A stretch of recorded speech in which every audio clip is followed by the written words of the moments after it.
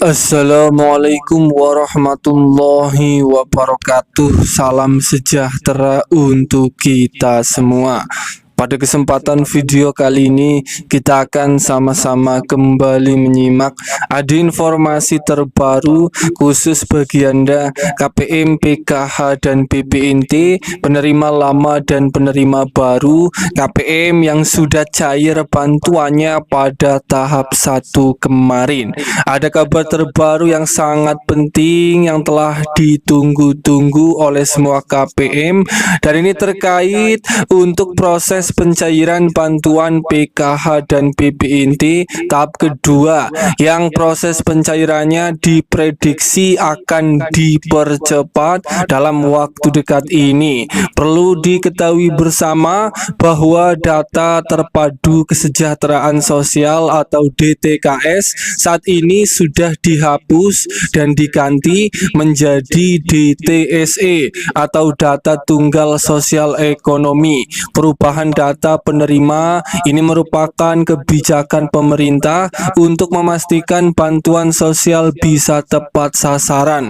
KPM, PKH dan BPNT diharapkan untuk memahami dan menerima perubahan ini. Perubahan data penerima PKH dan BPNT merupakan langkah maju dalam penyaluran bansos yang lebih efektif dan efisien. Kemudian akan ada 5 syarat terbaru yang harus dipenuhi oleh KPM, PKH dan BPNT agar uang bantuan PKH dan BPNT untuk tahap kedua bisa cair kembali. Para KPM ini tentu harus mengetahui 5 syarat terbaru ini yang harus dipenuhi agar bisa cair kembali bantuan PKH dan BPNT untuk tahap kedua di tahun 2025 ini. Para KPM, sebelum lanjut, bagi Anda yang belum subscribe, mari kita berteman terlebih dahulu dengan cara klik tombol subscribe, like, dan nyalakan loncengnya supaya terus dapat informasi terbaru dari channel ini. Perlu diketahui bersama bahwa proses pencairan bantuan PKH dan BPNT di tahun 2025 berdasarkan aturan terbaru saat ini,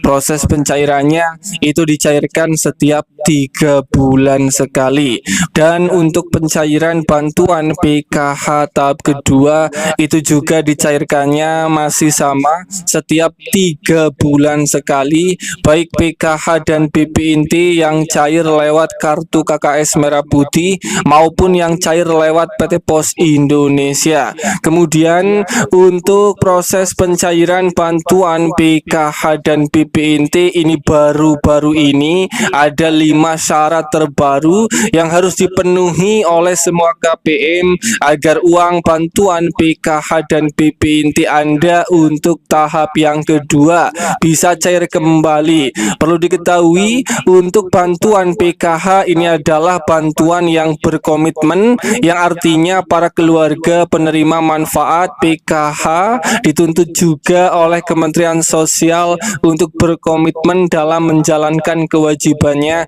sebagai penerima bantuan PKH.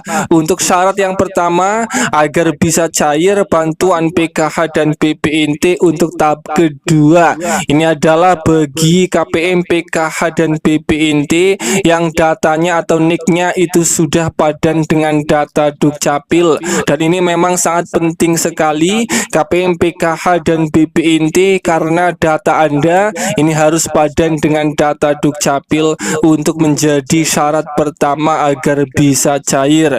Dimana jika data KPM, PKH dan BPNT ini apabila belum padan datanya dengan data Dukcapil, ini tentu Kementerian Sosial Republik Indonesia tidak bisa meng-SK-kan namanya ke dalam calon penerima PKH dan BPNT yang akan cair di tahap kedua.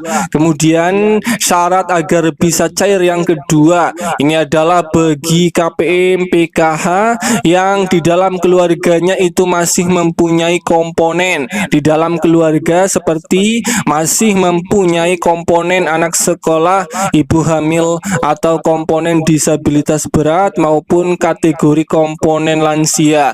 Bagi KPM PKH yang masih mempunyai komponen di dalam keluarganya, ini Anda sudah berada di titik aman karena sudah memenuhi dua syarat agar bisa cair di tahap kedua.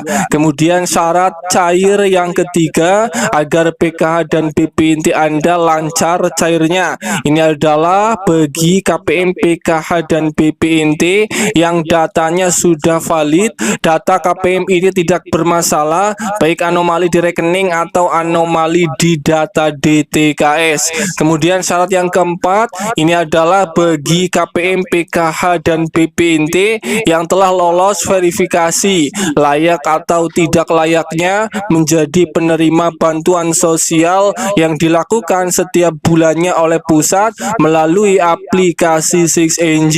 Bagi Anda KPM PKH dan BP inti yang datanya masih dinyatakan layak untuk menjadi penerima bantuan sosial, Anda juga berada di titik aman karena sudah memenuhi dari keempat syarat dari 5 syarat yang menyebabkan bantuannya bisa cair kembali pada pencairan PKH dan BP inti untuk tahap kedua di tahun 2025.